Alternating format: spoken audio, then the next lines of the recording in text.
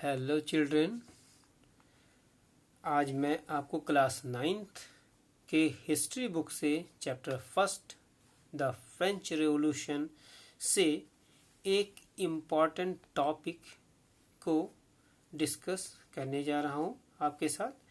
और इस important topic का नाम है the rain of terror. The rain of terror का मतलब है यानी कि डर का शासन। तो जो रेन ऑफ टेरर है ये 1793 से लेकर के 1794 तक के टाइम को या समय को रेन ऑफ टेरर कहा जाता है। और ये फ्रेंच रेवोल्यूशन या फ्रेंच हिस्ट्री में इसका एक महत्वपूर्ण स्थान है। जैसा कि आप समझते हैं कि जब फ्रेंच रेवोल्यूशन हुआ था तो उसके बाद में मोनार्की को हटा करके एक नए कॉन्स्टिट्यूशन को सेटअप करना था। तो हुआ क्या कि जब नया कॉन्स्टिट्यूशन 1791 में बनकर तैयार हो गया तो लुईस 16 ने इसको एक्सेप्ट तो कर लिया। लुईस 16 ने इसको एक्सेप्ट तो कर लिया, लेकिन उसने अभी भी वो ये चाहता था कि किसी तरह से मोनार्की वापस आ जाए। और इसके लिए उसने क्या किया था कि उसने अपने पड़ोसी देशों के साथ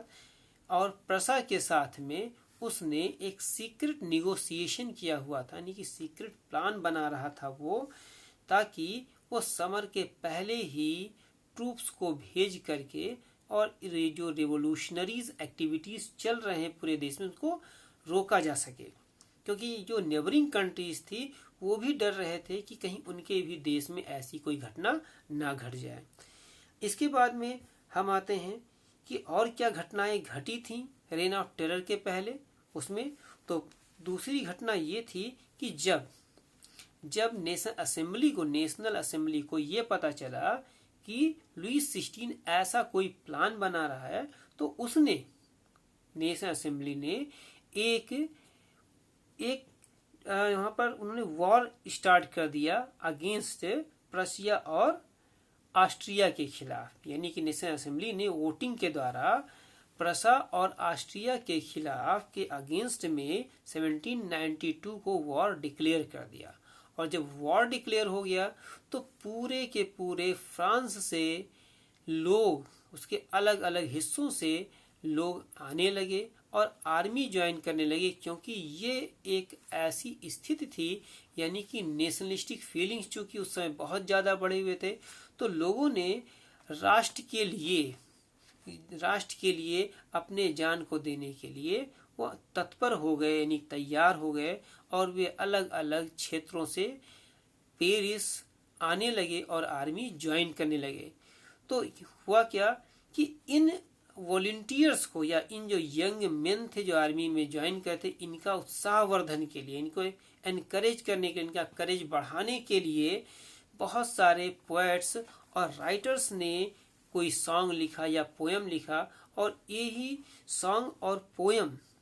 में से सबसे प्रसिद्ध जो पोयम या सॉन्ग था उसे रॉजर डी आयल ने लिखा था, और इस सॉन्ग का नाम मार्सिले पड़ा। तो इस सॉन्ग का नाम मार्सिले क्यों पड़ा? इस सॉन्ग का नाम मार्सिले इसलिए पड़ा क्योंकि जो लोग, कुछ यंग वॉलंटियर्स ऐसे थे जो मार्सिले नामक स्थान से पेरिस की ओर कूच कर रहे थे, यानी वहां आ रहे थे। और उन लोगों ने क्या किया, उन लोगों ने मार्सिले इस गीत को गाना शुरू किया और इसी के कारण इस गीत का नाम मार्सिले पड़ा। दूसरी चीज ये क्या है कि मार्सिले अब प्रेजेंट टाइम में फ्रांस का नेशनल एंथम बन चुका है और मार्सिले एक स्थान का भी नाम है।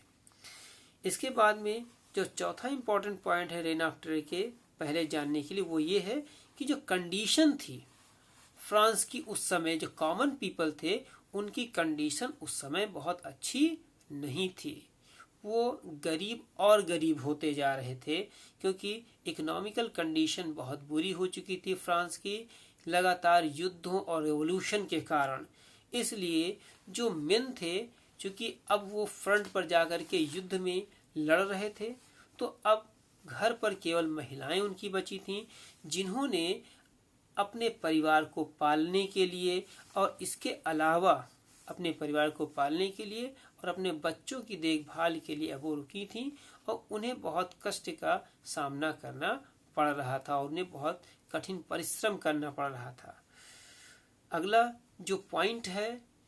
रेन ऑफ टेरर से पहले की घटना का, उसमें ये भी था कि जो कॉन्स्टिट्यूशन था 1791 का, उसने केवल जो धनी वर्ग थे उन्हीं को क्या दिया, उन्हीं को इसने केवल पॉलिटिकल राइट्स दिए थे और जो कमजोर तबके के लोग थे यानी कि कम धनी लोग थे, उन लोगों क्या कहते हैं कि उन लोगों के पास कोई ऐसा पॉलिटिकल राइट्स उन्हें नहीं मिला था। इसलिए इन लोगों ने, जो बचे हुए लोग थे, इन लोगों ने अपने प्रॉब्लम्स को डिस्कस करने के लिए अलग अलग जगहों पर, अलग अलग क्लब्स में जाकर के ये लोग गवर्नमेंट की पॉलिसीज के बारे में, अपने प्रॉब्लम्स के बारे में और पॉलिटिकल इश्यूज के बारे में अब डिस्कस करने लगे थे। और इन्हीं क्लबों में से सबसे प्रसिद्ध जो क्लब सामने उभर कर आया, उनमें से जैकोबिन्स क्लब सबसे प्रमुख था। और ये जैकोबिन्स जो क्लब था, इस क्लब का नाम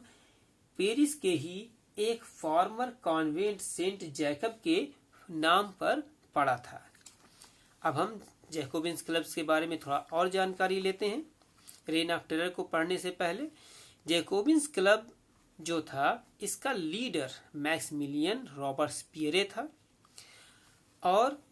इसके द्वारा इस ग्रुप में ऐसे लोग जुड़े हुए थे जो कमजोर वर्ग से यानी कि कम धनी वर्ग से आते थे, जिनमें से कुक थे, शॉपकीपर थे, छोटे छोटे दुकानदार थे, आर्टिशियंस थे, शू मेकर्स थे, पेस्ट्री कुक्स थे, वॉच मेकर्स थे यानी कि घड़ी बनाने वाले, प्रिंटर्स थे, इसके अलावा नौकर थे या जो डेली वर्क करते थे, डेली वेजेस जो वर्क करते थे, ऐसे लोग इस क्लब के मेंबर्स थे। दूसरी जो इम्पोर्टेंट जो विशेषता थी इस ग्रुप की, वो ये थी कि इन लोगों ने अपने आप को धनी वर्ग से अलग दिखाने के लिए एक लंबी स्ट्रिप वाली पतलून ट्राउजर पहनना शुरू कर दिया था और बिल्कुल से ये कपड़े वैसे ही थे जैसे कि बंदरगाहों पर डॉक वर्कर्स यानी कि डॉक वर्कर्स जो बंदरगाहों पे काम करते थे, उन लोगों के कपड़े होते थे, वैसे इन्होंने कपड़े पहनने शुरू कर दिए थे। तीसरी विशेषता ये थी कि ये जो लोग थे, इन्हें सेंट क्लोड्स के नाम से अब जाने लगा था, क्योंकि सेंट क्लोड्स का मतलब होता है विदाउट नी ब्रीचेस, यानी कि जो नी ब्रीचेस मतलब घुटनों के ऊपर से जो कपड़े पहने जाते थे उसे नी ब्रीचेस कहते हैं। और ये धनी वर्ग के लोगों का यानी कि नी ब्रीचेस धनी वर्ग के लोगों का एक सिंबल था वस्त्र का, कपड़े का। इसलिए सेंट क्लोड्स ने विदाउट नी ब्रीचेस कपड़े पहनने शुरू किए अलग दिखाने के लिए। दूसरी चीज ये थी कि ये जो जैकोबिन्स क्लब के जो ग्रुप मेंबर्स थे, इन लोगों ने रेड कैप भी पहनते थे, यानी कि ये लोग रेड कैप भी पहनते थे। और स्पेशल बात यह है कि ये जो रेड कैप थे ये केवल पुरुष वर्ग ही पहनता था, महिलाएं नहीं। इसके बाद में जो चौथा जो इम्पोर्टेंट पॉइंट है जैकोबिन्स क्लब के बारे में, वो ये है कि जब जैकोबिन्स क्लब पावरफुल हो गया और पॉपुलर होता चला गया,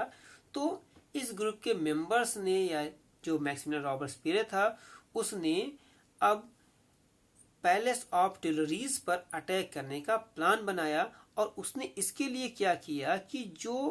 पेरिस में जो ऐसे लोग थे जो ज्यादा दुखी थे, परेशान थे, उन लोगों के ग्रुप को लिया और अपने साथ मिला करके इसने पैलेस ऑफ ट्यूइलरीज पर अटैक कर दिया। और वहां पे जा करके इन लोगों ने क्या किया, किंग्स के गार्ड को, they killed the king's guard, king राजा के गार्ड्स को इन लोगों ने मार दिया and kept the king as hostage. और राजा को भी इन लोगों ने क्या कर, राजा को भी इन लोगों ने बंदी बनाकर रख दिया था। अगला इसके बाद में जो घटनाएं घटी वो ये थी कि यानी कि जब राजा को बंदी बना लिया गया, तो राजा को जब बंदी बना लिया गया तो अब नए इलेक्शंस वहां पर कंडक्ट किए गए। यानी कि नए इलेक्शंस वहां पे हुए, और जो न्यूली इलेक्टेड जो असेंबली बनी उसे कन्वेंशंस के नाम से जाना गया, यानी कि जो नई असेंबली बनी उसे अब कन्वेंशंस के नाम से जाना जाने लगा। और ये कन्वेंशंस में यानी कि रॉबर्टस्पियरे के या जैकोबिन्स क्लब के लोग ज्यादा थे, और इस कन्वेंशन ने 21 सितंबर 1792 को फ्रांस से मोनार्की को एबॉलिश कर दिया। इसके अलावा और भी चीजें थी कि 21 जनवरी 1793 को लुईस 16 को पब्लिकली एग्जीक्यूटेड कर दिया गया, यानी कि उसको मृत्यु दंड दे दिया गया, और ये प्लेस डी ला कॉन्कॉर्ड नामक स्थान पर दिया गया था। और इसको पनिशमेंट इसलिए दिया गया क्योंकि इसने देश के साथ विद्रोह किया था, या देशद्रोह के चार्ज के कारण इसको क्या किया गया, इसको गिलोटिन कर दिया गया था या मार दिया गया था। अब आगे अब यहाँ पर हम रेन ऑफ टेरर और रॉबर्टस्पियरे के बारे में पढ़ेंगे कि किस तरह से रॉबर्टस्पियरे ने रेन ऑफ टेरर यानी कि डर का साम्राज्य फ्रांस में स्थापित किया। तो सबसे पहले जैसा हम जानते हैं कि रॉबर्टस्पियरे क्या था, रॉबर्टस्पियरे या मैक्सिमिलियन रॉबर्टस्पियरे जैकोबिन्स क्लब का या जैकोबिन्स ग्रुप का लीडर था, और उसने जब उसके हाथ में सारे पावर आ गए तो उसने अब फ्रांस में रेन ऑफ टेरर की स्थिति ला दी थी, यानी कि उसने बहुत कठोर शासन शुरू किया फ्रांस में। यानी इसका पहला इसकी विशेषता क्या थी रेन ऑफ टेरर की, ये थी कि Robespierre followed the policy of severe control and punishment. यानी रॉबर्टस्पियर ने अब क्या किया था, उसने यानी कि सीवियर कंट्रोल और पनिशमेंट का पॉलिसी को अपनाया, और क्या किया, लोगों पर कठोरता के साथ शासन करना, रूल करना शुरू कर दिया।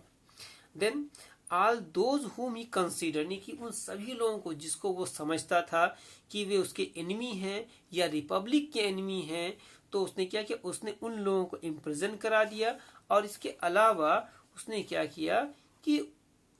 उनको कुछ लोगों को रेवोल्यूशनरी कोर्ट में, ट्रिब्यूनल में भेज दिया, और वहां पर अगर वे गिल्टी फाउंड होते थे, यानी कि अगर if the court found them guilty, अगर कोर्ट उनको गिल्टी फाउंड करती थी यानी पाती थी कि वो दोषी हैं, तो उन्हें गिलोटिन करने के लिए भेज दिया जाता था। अब इसके बाद में फिर एक अच्छा काम भी थोड़ा सा किया था इसने रॉबर्टस्पियर में से ये था कि रॉबर्टस्पियर की जो गवर्नमेंट थी उसने ऐसे कानून बनाए जिसने हर चीजों के मैक्सिमम जो रेट थे उनको सेट कर दिया, यानी कि जो मैक्सिमम रेट थे चीजों को उनको सेट कर दिया, मजदूरी के रेट को सेट कर दिया, यानी कि उसका। इसके अलावा उसने मीट और जो ब्रेड थे उसको भी राशनिंग सिस्टम से जोड़ दिया, यानी कि मीट और ब्रेड अब फ्रांस में राशन के द्वारा मिलने लगे थे। फिफ्थ जो main point rain of terror का था वो ये था कि व्हाइट फ्लोर जो थे, यानी कि जो धनी वर्ग का, यानी कि जो महंगा फ्लोर होता था उसको अब बंद कर दिया गया, यानी कि उसको समाप्त कर दिया गया, और अब द ब्रेड ऑफ इक्वलिटी को इंट्रोड्यूस किया इस जैकोबिन्स ग्रुप के द्वारा। अब इसके बाद में फिर क्या होता है कि टाइटल्स, अगला जो काम किया जैकोबिन्स ग्रुप ने वो ये था कि टाइटल्स जो थे फ्रांस में, जो पहले लोगों को टाइटल्स दिए जाते थे मॉइंसर या मदाम की, उसको बंद कर दिया गया, उसका यूज बंद कर दिया गया, और सारे फ्रेंच और जो मेन थे और वुमेन थे उनको अब सितोयेन या सितोयीन के नाम से जाना गया। और सितोयीन दोनों का मतलब सिटीजन्स होता था, यानी कि नागरिक के नाम से जाना जाने लगा, यानी कि पुरुषों को सितोयेन और महिलाओं को सितोयीन के नाम से पुकारा जाने लगा। सातवां जो इम्पोर्टेंट पॉइंट है रेन ऑफ टेरर के द्वारा किया गया वो ये था कि जो चर्चेस थे, चर्चेस वर शट डाउन, चर्चेस को बंद कर दिए गए थे, और उनकी जो बिल्डिंग्स थी उनको क्या किया था, उनको बैरक्स में कन्वर्ट कर दिया गया था या ऑफिसेस में कन्वर्ट कर दिया था। बैरक उनको कहते हैं जहां पर सैनिकों को रखा जाता है, और ठीक है, तो इस तरह से जो चर्चेस को उसने बंद करा दिए थे, क्योंकि चर्च भी एक तरह से ऐसे संस्थान थे उस समय फ्रांस में जो गरीबों का शोषण करते थे और अपना लग्जरियस लाइफ जीते थे। इसीलिए जैकोबिन्स यानी रॉबर्टस्पियर ने चर्चेस को बंद करा दिए, और उनके बिल्डिंग्स को बैरक्स में या ऑफिस में कन्वर्ट करवा दिया। अब जो शासन था